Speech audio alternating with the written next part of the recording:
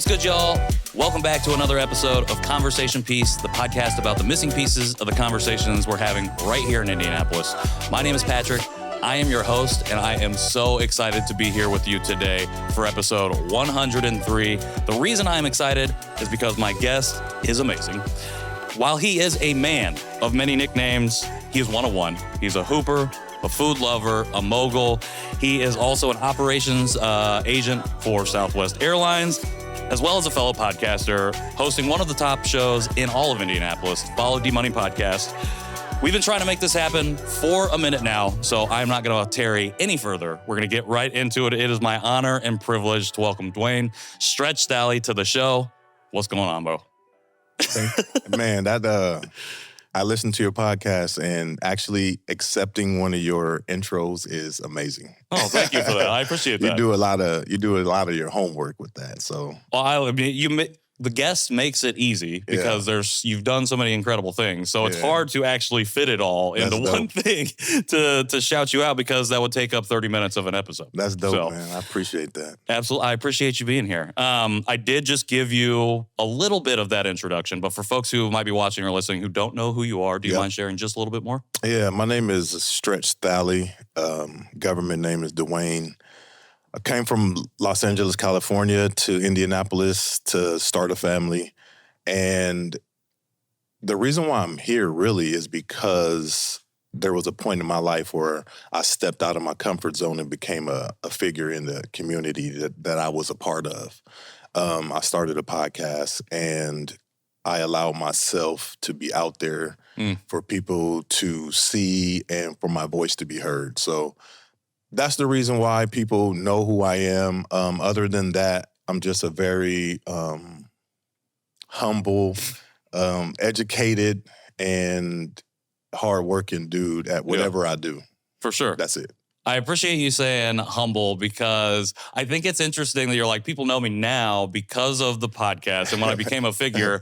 But I feel like when you started to do that, people already knew you because of the sports that you played, but also like you had been doing something to make connections and to build relationships to be able to then be like, I'm going to tap into this network of people to start this show. I was listening to another podcast that you were on, and you talked about one of your friends was like, hey, you should do something a little bit more regular with these conversations that we have. Right. And you said you stepped out of that comfort zone. Can you talk about like that moment and when you first sat down at the mic and were like, okay, let's see what this is about? Yeah, so the conversations that started my podcast were around the uprising movement, the George Floyd, 2020, around that time. And I was having a lot of conversations with people who weren't people of color and I have this gift to where I can talk to people about difficult situations or difficult subjects, and they receive it well. And I was having this conversation with a friend, and he asked me if I was down to start a podcast. At the time, I never even listened to podcasts. I didn't listen to them. But I was interested in having conversations that other people can listen to, because I, too, would learn things from people who ask me difficult questions. Right. Like we can learn from the things that people don't know. Absolutely. You know what I mean? And you mentioned the building my network before I had an actual voice, in my opinion. I always think it's important that we show up no matter what. Like if there's people in your life that are doing things and they are passionate about it, I think our presence is very important. So what I've been doing, and Gary Brackett, we just talked about Gary, but Gary mentioned at one of my events one time that you build your well. Like you build a well, and then once it's built, then you start to draw water from it. You know, so I was building relationships, showing up, just being a man of character to the people that were around me. And the moment came that I wanted to do something, and it was start a podcast. And immediately I just had like a small following of people that either trusted me or, were appreciative of my presence in their life. So, that's kind of like how you build before you actually start to live into something. I love the well metaphor because I think a lot of times we can put like the cart before the horse, and we can we'll be paling the water out, but there's no like structure for us to make sure that we can continue to get the water. It just seeps out everywhere, and we lose a lot more than what we could have gained if we would have been patient and built that structure up. I like what you said about this. One of your skill sets being this ability to have difficult conversations and people receive it. Right. I think that comes through on the podcast itself. And I was wondering, how do you develop that skill? When do you realize that's something that you were even interested in being a part of, like having those conversations? Because I know plenty of people that run from something like that. Right. That's an amazing question because that comes with maturity. I didn't have that skill always. And putting myself in different environments, surrounding myself with different mindsets, and being a person who is very compassionate allows me to develop a skill that is important to me, because if I'm passionate about something, I need to be able to explain to you why I'm passionate about it. Yeah. And that's what I feel. A lot of people don't take the time to make sure that you care about something for a reason. I care about something because of this, and I'm not really passionate about something that I'm not educated on. Sure. Like if I'm passionate about it, I should be able to put in the work to explain why this is important to me. Right. And a lot of things that I'm finding with podcasting is people who are passionate about anything can make something special to you. Even if you don't care about it, the fact that somebody's passionate about it makes it interesting to me. Right. Yeah. So building relationships and networks is kind of what I like to do. So I'm passionate about it. So I've developed a skill to be able to do that by educating myself on the things that I'm passionate about. Yeah. You're passionate about people, I think. Yes, sir. And I think that goes to, you're like a family person. Yeah. Like you said, you came to Indy to start a family. I know that I've heard that you are real close with your family as well. And I feel like family a lot of times is where we cut our teeth in those hard conversations. Yeah. Is that where you first develop this passion for like the interaction of like talking, receiving information, learning, and then maybe repurposing, re-educating, or sharing and educating someone else on what you know? Like, is that where that starts? Well, for me, that's not where it starts because, and I say that to say because I grew up in a family that I assumed was like every family. I had no idea that my family was as special as it is. Okay.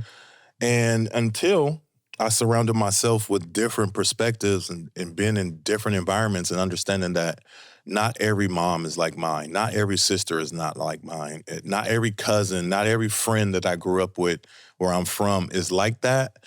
I had to understand and work around accepting that these people aren't like what I'm used to. So I had to educate myself on the differences of people. Sure. You know what I mean? So, the thing that I can say to draw the similarity is everybody, like, if you meet a person and you be like, hey, older woman, you'll be like, hey, mom. Like, you know, and you know, it's like a loving term. Yeah. And I would call people mom because I know my mom as a very loving, mothering, caring figure. Right. But you can't do that to just anyone because everybody doesn't have that same kind of characteristics as my mom. For sure. You know what I mean? 100%. You know, so learning that is pretty much how I became the kind of person that was like, okay, I can now that I know that you're like this and I was accustomed to this, let me explain to you how this works. Right. And how I got to hear from my perspective. Correct. Because I think sometimes when we might be doing the misinterpretation or misunderstanding, like when we try to then explain or articulate, hey, this is where I was coming from, that can be shut off because it's received in a way that, wasn't reciprocal or whatever. It's negative, yeah. And I think the skill then comes in is how do you navigate that rebuttal? Like, are you willing to stay in the conversation, or is it something that, maybe you're not ready to do? And I think that's something that people talked about you, the skill that you have is this ability to be able to welcome people in warmly, but not where you're just throwing softballs up. You know what I mean? Yeah. Does that make sense? Yeah. I feel like a lot of this too has been formulated by playing professional sports, living a life overseas while doing so, and then not only coming back, but then being involved a lot within cross-country travel. So you're, again, all surrounded by people. Yeah. Can you talk a little bit about how those experiences, like what you draw from some of that today that informs how you not only podcast, but how you just navigate community? Yeah. Just moving to different areas, you have to acclimate no matter what. And I come from a city, Los Angeles, in a time in the 90s where there were rules that you had to live by to live, just to survive. And if you didn't know the rules, then you would not make it. So everywhere I go, everywhere I've been, there's a time where you have to kind of know the law of the land. Sure. That's important no matter where you go. Yeah. And you don't know it right away. You might not ever get to know it, but if you don't try, you never will. Yeah. Right? So I found my journey is here in Indianapolis. I found that for so long, I felt like I didn't like Indianapolis. I thought that I didn't. Sure. Because I was comparing it to California. Sure. Like Indiana and California. Two completely different states, mindsets, and everything. And I was still the same person, but I wasn't surrounding myself with the culture that I needed. Right. The culture here, and you're still coming from that area in LA. Right. Yeah. So what I did was I immersed myself into the inner city, the culture of Indianapolis. Because Indianapolis doesn't represent Indiana. Sure. Okay. You understand? I get what you're saying, but for somebody watching that, even somebody from Indiana that probably lives like where I grew up, an hour and a half north of here, that doesn't really understand what you mean by that. Yeah. Could you elaborate, especially from somebody who's come from LA and had to develop that mindset? Yeah. So Indianapolis is a representation of a melting pot, I would say. It's a big city, and it's filled with different perspectives, different cultures, different people with different mindsets. Indiana as a state is a monolith. It's a lot of people who look the same, who think the same, who grow up having the same mindset, same religion, same everything. Everything's the same to me as a state, and that's just my opinion. Sure. And I was shown Indiana. I wasn't shown Indianapolis when I got here. Okay. So it was difficult being the person that I am to receive Indiana. Sure. Until I accepted Indianapolis. Sure. Yeah. So where does that journey start in Indiana? Like, did you get to Indianapolis and then you went out and then you were like, nope, I got to get back to Indy? Or was it like you ended up maybe coming from Chicago and you came down 65, like drove past Valpo, Maryville, like all of, even those places are a little bit more urban than where I grew up, Rensselaer, which is literally cornfield highway. What was that journey like of experiencing Indiana? And then finally, like you said, immersing yourself in Indianapolis and realizing, there is a culture here that I can be a part of that can welcome me into. Yeah. So my journey in Indianapolis or Indiana started in Greenwood, Indiana. Okay. And I got a job at Menards. I worked at Menards. And Menards was very, it was important in my journey. Sure. Because a lot of the people that I deal with come from that place. A lot of people that I work with today, my entire Follow D Money team is Menards. People, So Okay. yeah, so it's interesting. But what I found there is that store that I worked in really was a representation of Indiana and not Indianapolis. Okay, so being somewhere every day, surrounded by the people who are and represent Indiana, Mm-hmm. allow me to grow and mature in a way that I can accept this mindset. Okay, Yeah. I accepted these people for who they were. They accepted me for who I was. We learned together and grew. What happened was, as I become closer with these people, they start to introduce me to different parts of the city. So then I branch out. I go to Indianapolis from the Greenwood area, Yeah. and I start to be like, wow, there's other people other than the people that I've been shown and accustomed to for all these years. Yeah. And these people are interesting to me. These people kind of remind me of me. Yeah. These people kind of think like me. These people kind of are passionate about the same things. So I started to branch out and find friends outside of my comfort zone. And I put myself out there and started to show who I was as a person. And that's when I found, the culture of Indianapolis. And Yeah.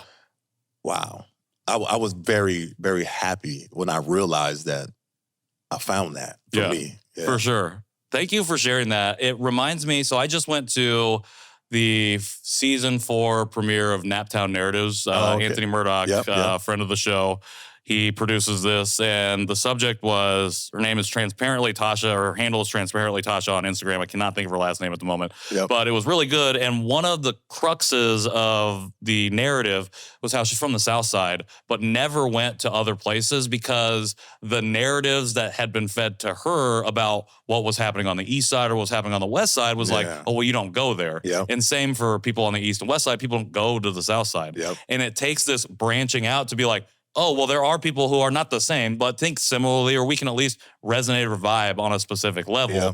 And I think it's so interesting because you're like, well, I came from Greenwood, and it's like, just south of the city. And it's like breaking out of that South Side narrative per se. But it's not just the South Side. It's kind of a city narrative. Right. We've been cordoned off into sections. Yep. And for whatever reason, we struggle to branch out like you have done yourself.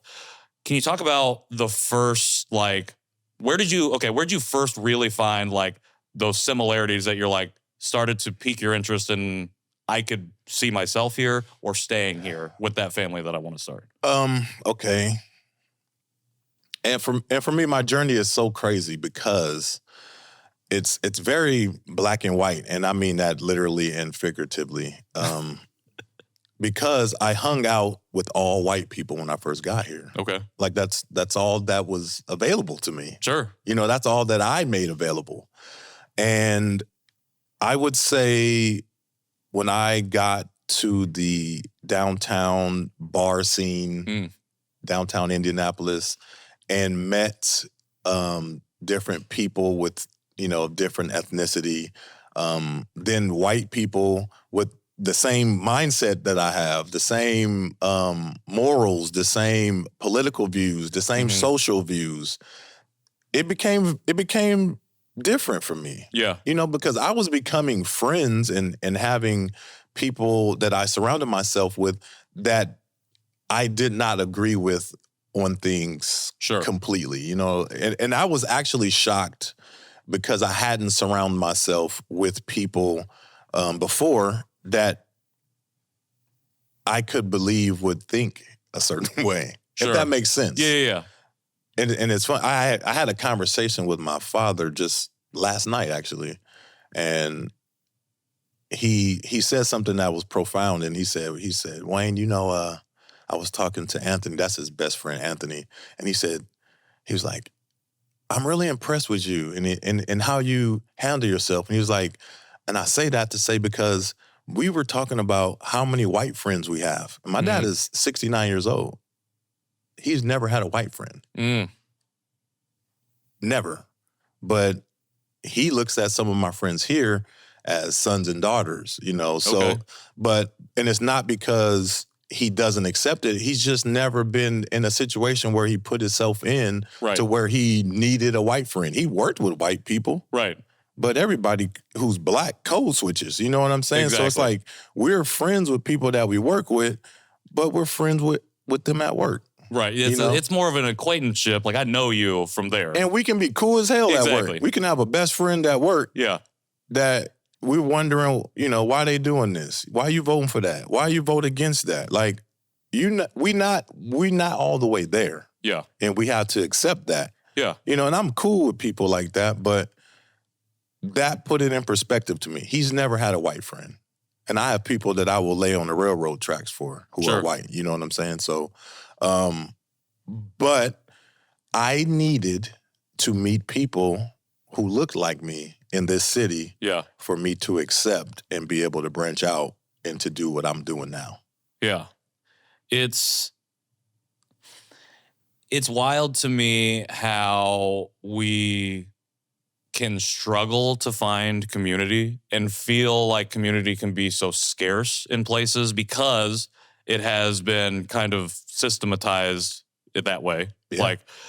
And yet there is community out there if you're willing to look. You got to But there's two sides of the coin. Like, if you have the opportunity and you can push yourself into that zone of discomfort to go look, that's one side of it. And the other side is being able to recognize, oh, well, these sections of the city are like this because we were running highways through black neighborhoods. Right. And we were pushing people out of the downtown or pushing people in downtown to make sure that other people felt safe outside of that. Right. It's like, why does the city look this way? Why does it? So it's so interesting to me that, so I think of it because I grew up in an all-white town. Yep. And I, for the longest time, only had white friends. Yep. And the mindset that I developed there was that I was so uncomfortable being Asian that when I got the chance to meet other Asian people, I didn't want to interact or engage. Yep. And so it took me 30 years to start to find my way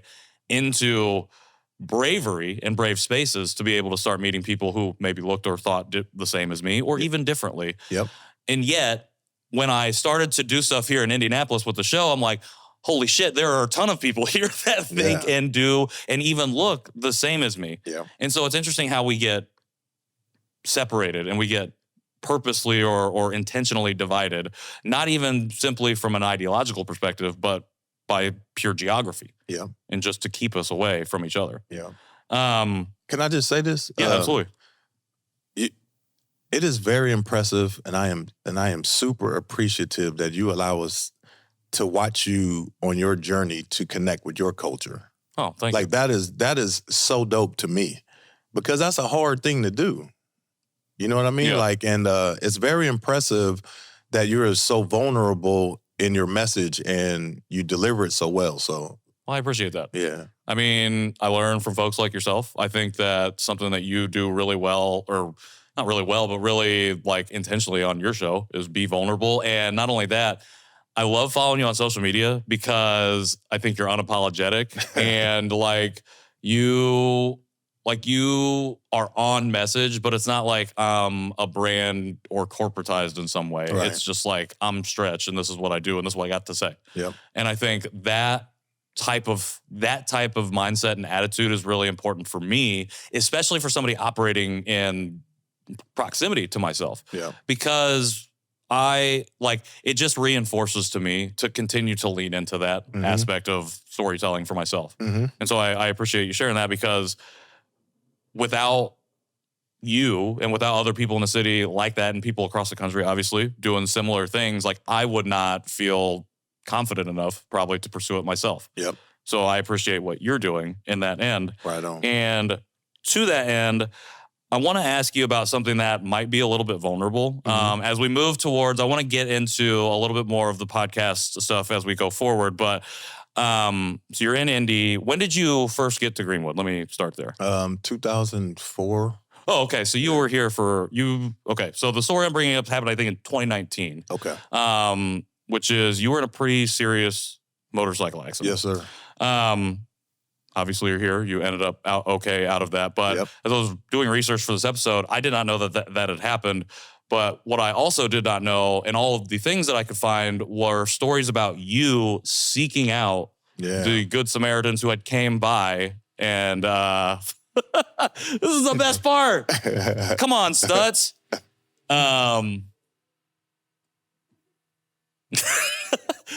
Okay. Who had come by when that had happened and waited with you until the ambulance, until the paramedics and people had gotten there, I believe, or at least called them. The stories were all, I'm seeking these people out, which again, just reinforced to me about like passionate about people, like passionate for people. I was wondering, do you mind sharing, were you ever able to find them and reconnect with them? And after that? The short answer is no. Okay. But I have to say that I'm going to start with, I'm not a very religious person. I mean, I'm not religious at all. I'm very extremely spiritual. I'm the same way. And I find that the universe has always taken care of me. And that's why I'm here today. That's why I do what I do, because despite what I may think, I still am favored in a way that I have a mission that I must do because I've been taken care of to this point. But I say that to say, I was in a motorcycle wreck where I ended up on the side of the road. A car hit me, and there were no other cars around. So for a second, I thought I was alone. Yeah. And there were 3 people that helped me, and it was 2 women and a young male, and they used my phone to call the ambulance, to call my wife, and to make sure that I was good. And they stayed until the ambulance was there. Okay, and all I remember was I was in pain. I was going to the hospital, and I just I was in shock that this event even occurred. But what I do know that is I wanted to be in contact with these people because they didn't have to do that. They didn't, and I mean, they were laying with me. They were talking to me, keeping me calm. And when it wasn't even my idea to reach out initially. Oh, okay. It was my sister. So my sister was there the same night that she flew from Vegas to Indianapolis the same night. And I told her what happened, and she said, we need to find these people to thank them. And she said, I had a social media following, so she knew that if she posted something, tagged me, or talked about it, it would get out. And when we did that, like, all the news outlets hit me up. A lot of friends, a lot of people reposted, shared it. Yeah. It was everywhere, but no one came. No one, said that they were there. And I know that the universe was just looking out for me. And I know that those people were really there. Right. A lot of people say that they were my angels and things like that, and they were. They weren't there to be praised, or they weren't there to receive anything. So I'm thankful. I will forever be thankful. And if they ever showed their face, they would have a friend and a confidant and a family member in me, because they took care of me in a moment that I was extremely vulnerable. 100%. Well, I appreciate you sharing that. I was talking to John before we came on. I was hesitant to ask you that question, only because I feel like that is a really vulnerable space to re-enter into, because it's not only physically painful, but it's like emotionally, it's something. And so I appreciate you being willing to tap into that. And again, I think first off, shout out to those 3 Samaritans, because without this man here, who knows if I'm sitting here, and who knows how many people in the city are not as connected and not as involved in what they're doing had they not developed this relationship with Stretch. So thank you thank the universe for putting you here to be able to continue to do the good work that you're doing. And again, just affirming this idea of being passionate about people. Like, I don't know that you can find enough people that lean into that aspect of things. Yeah. And I think it just goes to show how your foundation was already set in this idea of community Mhm. and how in a moment of, like you said, of extreme vulnerability, community, unbeknownst to you, would come in to Right. lift you up. Right. I have to imagine that something like this plays at least a small role in wanting to lean into the aspect of storytelling and as you get ready to launch. Because this is, I think, not too far from Follow D Money. Yeah. Okay. Yep. How often does that come into play? Like, do you draw on that experience ever? Like when you're doing the show or when you are approaching the work that you do? Or is it just like, that's just one part of my story and I'm continued on. Are you talking about the motorcycle? Yeah, wreck? just the accident and or just how does it play a part in what you do now? Or was it just kind of at that beginning and it's like we've moved on from here? Well, I'll tell you, man, what. The wreck was an integral part of me starting the podcast. It was probably if it didn't happen, I probably wouldn't have had a podcast. Sure. And George Floyd, Ahmaud Arbery, all that stuff could have happened and I still wouldn't. Sure. And that's because during the wreck, as I'm flying through the air, I asked myself, and I had a moment where I'm like, if I'm going to die, am I going to be okay? Will everybody else be okay? And before I hit the ground, like as I'm still in the air, and it probably took a half a second, but I had a whole moment with myself and my thoughts and my emotions. And I told myself that I was okay to die. I was fine. Like I didn't really have any enemies. I had accomplished a lot in my life. I was good. And I was like, you know what? I don't have anything else to live for. Like, and it wasn't morbid. It was just like no, for sure. It was just like an acceptance. Yeah. So then I go through the experience of doing that, and I'm sitting in the hospital and I'm thinking, and I was like, for a moment, I was okay to die. Why is that? What the hell have I done? I haven't done anything, but I was okay with dying. And I said, nah, I said, never again. I said, I'm going to live until I figure out what it is. I'm going to accomplish something. I'm going to do something as much as I can. I'm going to be active. I'm going to be out there. I'm going to show up, and I'm going to take opportunities, and I'm going to find what my purpose is, because I wasn't allowed to be gone. And I hadn't been passionate about anything. I hadn't been passionate about sports. I hadn't been passionate about working at Menards. I hadn't been passionate about just being a family man. I was good at everything. I was okay with everything, but I hadn't found my passion. Yeah. So I knew at that moment that I was supposed to find what I'm passionate about. And what happened was I was just living my life, man. I was doing more. I was being more present. And the podcast situation came up, and I accepted it, and I loved it, and I immersed myself in that world. And then I felt like this was it. Like, I'm supposed to be a podcaster, but I wasn't. Yeah. Because what podcasting did was open the doors and open the minds of people to allow me into the world of networking and building relationships and fostering friendships and partnerships. Yeah. So I found it in that, and the wreck started that whole snowball effect with that. Damn. Yeah. Thank you for sharing that. I was kind of like trying to not cry right there for a minute. I mean, it's powerful. That's really, really powerful. No, I get emotional when I tell that story too. Yeah. Yeah. Well, yeah. Damn. Okay, we're gonna get into the podcast. I'm just like sitting in this for a second because like everything post rec, like I can really resonate with like the realization I'm not passionate about the stuff that I've done in my life. Yeah.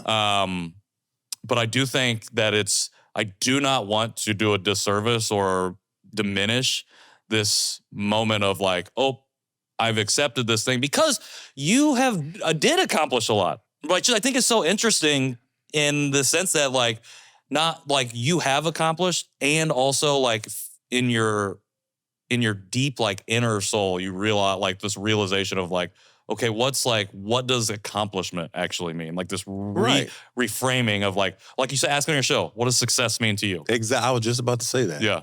Because what we think is success is our own definition, right? Right?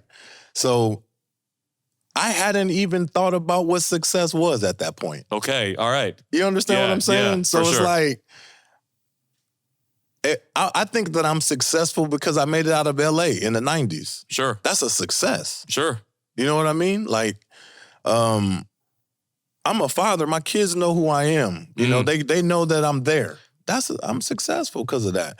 But in my humble opinion, if I'm not doing something that I'm doing extra, because I feel like I'm supposed to take care of my family. Yeah. I feel like I'm supposed to have a job to where I can survive and eat. I'm supposed to be healthy. Right. Those are things that I have to do as a human being. But if I'm not doing anything to help you, if I'm not doing anything to help the community that I live in to become better to where I feel safe, then I haven't done anything.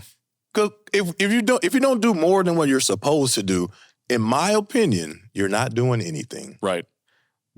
I love that. That's a clip 100% because it's saying that like you have to do your internal work. You got to work on yourself. You got to like get in touch with like who you are. Do that. That can be considered the bare minimum, even though that's a success. But once you get to that point, that should also be the door opener to realize, I'm part of this huge community of people. Right. How can I take now what I know I'm good at, what I'm passionate about, and apply it to the things that I'm connecting with or intersecting with? And all that works with how I think socially and politically. Right. You understand what I'm saying? Like, I have to be in a good mindset. I have to take care of myself, period, before I move forward with anything. Yeah. And once I get to a point to where I'm good, I'm okay, for me, and this is just how I think, if I take more or if I don't pour into others, then I'm being selfish. That's just how I feel. That's not for everybody else. Sure. I don't think everybody needs to think like me, but I think the world needs people who think like me. 100%. You know what I'm saying? We need a variety of thinkers. A lot of different thinkers. We need people that are not then applying their thinking into harmful and bigoted ways. We don't need any of that. Right. But we need people that can think about on a multitude of levels. But honestly, we do need that. We do, because how do you get better if you don't know what the gutter is? How do you build off something if you don't know that this person has this hate for you and he's never experienced you? I take pride in making relationships with people who are actually racist or used to be racist or have these mindsets that are so closed-minded and lost, because I can have a conversation with them and explain that we could be cool. Yeah. You know, we could be cordial. And you don't have to hate me. We don't have to agree on everything, but I'm okay with those people because it's like a synergy, bro. We need all that to happen. And it sounds terrible. It sounds wishy-washy. But I'm telling you, I've experienced these people. I've experienced them, and I've learned and I've heard their stories, and I understand their perspective. I do. Sure. I understand it. But when you are ignorant, and this is something that I say to people a lot. When you are ignorant, to me, you have people who are out there like myself who have a message, and I can help teach. I can provide you with the information. Sure. So when I come in contact with people who are ignorant, and those are people that everyone else will call hateful or racist or bigoted, write them off at least. You write them off, right? So for me, I provide the information. I provide the perspective. And what you do with that information after that is up to you. Yep. But you are no longer ignorant. Right. You can't claim ignorance for now sure. You're either a hateful person or you're going to be better. Yep. So my job, again, I only speak for myself. I never give advice anymore. I don't give advice, man. I tell you how I feel about something. Yeah. And you can do whatever you want with it, because we have different backgrounds and different histories. We have we have different genetic makeup. Right. Everything's not going to work, but I can tell you what does work for me. Exactly. Yes. And it's that, and when I tell you what works for me, it's not me telling you you have to do it my way. I'm just telling you I can only speak from my own experience. Correct. Quit asking me to speak for everybody because I can't do that. Correct. 100%. Man, there's 3 hours of conversation here that we need to get to, and we do not have the time. But this would be a great part two for Follow D Money. So let's move into your podcast. Yes, sir. You talked about it on the Gary Brackett show about it being a double entendre, the name of the show. Yep. I think it's actually like a quintuple or sextuple. Okay. I think it's like, there's D Money, like that's one of your nicknames. Yep.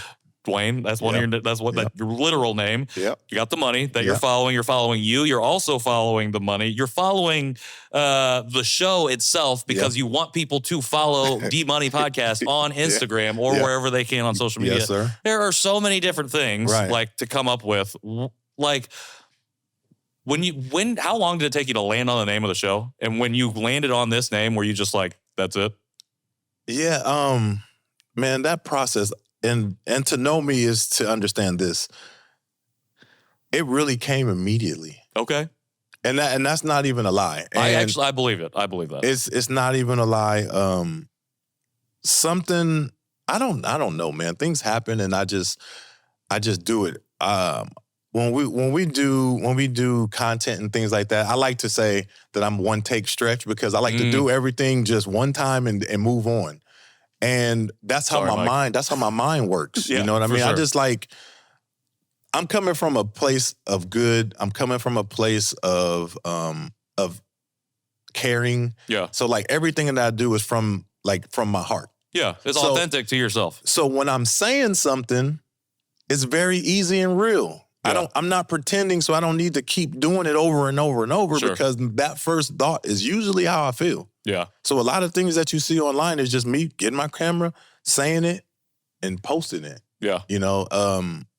That's just how it Follow D Money literally came from the people at Menards call me D Money most of the time. And I had friends in LA and everything too, but D Money was my nickname there. They didn't call me Stretch. So they called me D Money, and the guy that initially had the conversation with that called me D Money.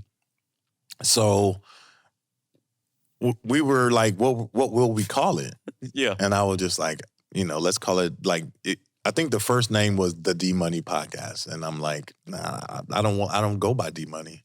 Yeah. I don't, that's not me. I'm Stretch. When I introduce myself, I say Stretch. But I was like, but he said something like, everybody will listen to you. Who wouldn't follow you on this journey? And I was like, what if we call it Follow D Money? And then he kind of looked and because it sounds weird at first. It sounds like a call to action. Yes, it does. Well, 100% what I thought the first time I heard it. I'm like, is that the name of the podcast? Yeah. Yeah. It sounds like a call to action, which it is. Sure. But I am the person that people would follow. And it's not me asking them. It's just walk with me. Yeah. Follow me. You can follow somebody and be with them and not be behind them. You know? So follow. There's another meaning, another layer of meaning to the name. Yeah. So that's really how it started, man. And I was super pumped about being able to explain Follow D Money. Yeah. The title. Yeah. Yeah. Well, I think in that first season, you can feel the joy in being able to launch this and do this. Yeah. And I think in that explanation, you can feel each time you get to talk about the show, which I think is what I love about the show. And now in these more current seasons is because I feel like that's so baked in. Once you listen to a newer episode, you want to go back and listen to the older episodes because you need some of that, or I guess you don't need it, but that extra context is really important. I think it gives life to the show. Yeah. One of the things you talked about that you developed in that first season or realized was a skill that you had that you were glad that you had was managing conversations and being able to, navigate where a conversation might be going.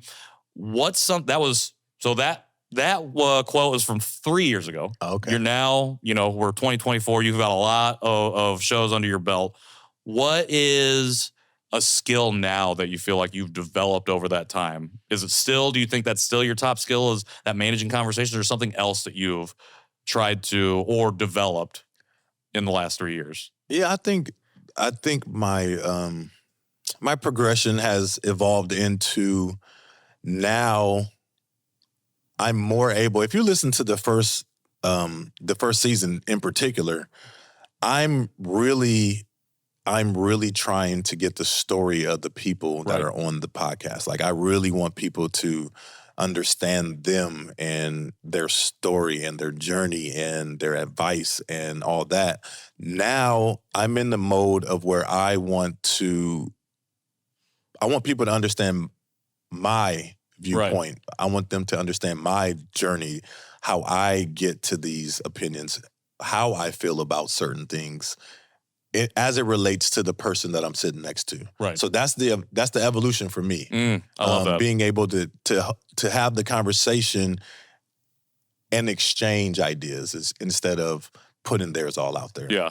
I love it. And like gives you opportunity to sit down and get tatted and then talk about numbing cream and, dive into the nuances of numbing cream. Okay. I have a few more things, kind of like rapid fire things that I want to hit you with before we wrap it up here. Yep. The first one, I mentioned it at the top, and then we kind of got into it with the name of the show, but you are the man of 1,000 nicknames. You got a bunch. Yep. Can you give us your top 3 nicknames that most people don't know that you have? Okay. So top 3 that they don't know? Your top 3 that you don't think most people know about. If you're okay all to right. share. Well, it's pretty simple because I do have a million nicknames, but the biggest one would be what my family calls me. Okay. They call me Wayne. Okay. Yeah, and that's very funny. I know everybody's laughing now, but they call me Wayne. Number 2, my close group of friends, they call me Guns. Guns it's related to my neighborhood, but a lot of my closest friends, they call me Guns. And then when I was playing basketball, they called me the Goods. The Goods? The Goods. Because you had the goods. I had it all. Okay. So the Goods. Top good in your bag. The good what? The top good in your bag. Oh. At that time. I like to, that's the thing. Like, I was pretty decent at everything. I was not great at anything, you know? So, like, I just liked being dependable. There you go. Dependable is a good quality to have in sports. We talk about that a lot now. Availability being one of the top skills you could possibly have, especially in basketball. Okay, thank you for that. Yep. Next one, I know you're a big foodie, food lover. Yep. Especially coming from LA and then coming to Indianapolis, you had to find the food. Yep. Can you give us your top 3 hidden gems in the city? Bluebeard is one of my favorites. Yep. I'm gonna say where I go all the time. Like, hidden gems. There are a lot of hidden gems, but I frequent Hot Boys. I'm always there. I love Bluebeard. I'm a huge fan of all the galleries, of course. Yep. And my favorite steakhouse would be Hyde Park. Okay. Yeah, that's my favorite steakhouse. All right, I'll take it. I thought of that question because you were talking about like a hole-in-the-wall barbecue place that you found, I think, when you first moved here. Oh, yeah, Hank's. Okay, there it goes. Yeah, Hank's. But it's not called Hank's anymore. I don't know. Hank sold it, but it's still there. It's right across from the cemetery downtown on Martin Luther King.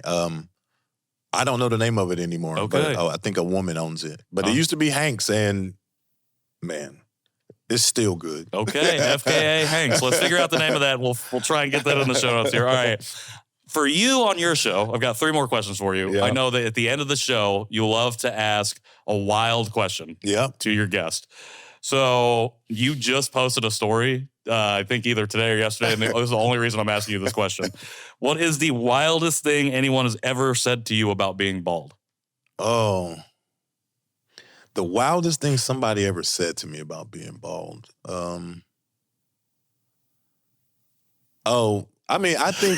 think the craziest thing that I've heard is like my coworkers at Southwest, they mess with me all the time, but I got people who always ask me to grow my hair out. And I don't know if y'all know who Krusty the Clown is from Simpsons. Oh, yeah. Yeah, that'd be me, bro. Yeah, bro, I look like a goddamn fool. Okay, now I kind of want to see that. Now I need AI to create that picture of Stretch. Yeah, man. Okay, I like that. You posted that video or something Yeah, today. That made me laugh, and I'm like, okay, I got to ask him about that. All right. We have a recurring segment on the show called Give Them Their Flowers, where we ask our guests to shout out a person or persons who they feel like deserves their flowers right now. I normally ask people to give us one person. I'm going to ask you, because we have a mutual friend who works on both of our shows, John Overton. Yep. Can you give us a really great compliment about our friend John? Can you give John his flowers right now? Do I have all the time I have? Absolutely. I can say whatever I want? Yeah. All right. This is a shout out to my boy, J.O. This man, I've known him for over 20 years, and he has always been like a little brother to me. I've always wanted to take care of him, protect him, and show up for him, and he's done nothing but that for me. And when I started my journey in this podcast, he wasn't a part of it, but he asked to be a part of it because he believed in me. And I get choked up thinking about it, but to have people like that in your life who are not family, I couldn't ask for more, man. So thanks, J.O. That's a brother right there. Thank you for sharing that. Yeah. Thank you for sharing that. That's my dude right there. John Overton, Popular Rapture. Hire him for your podcasting needs. Why have you not already hired him? We're working on that. We've been talking about that off air.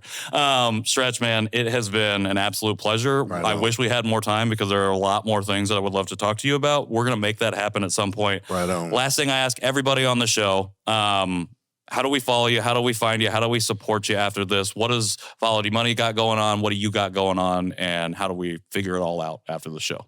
I don't know when this is going out, but just recently I'm going to partner with some friends from the artistry realm, Dream, Rob, Revis.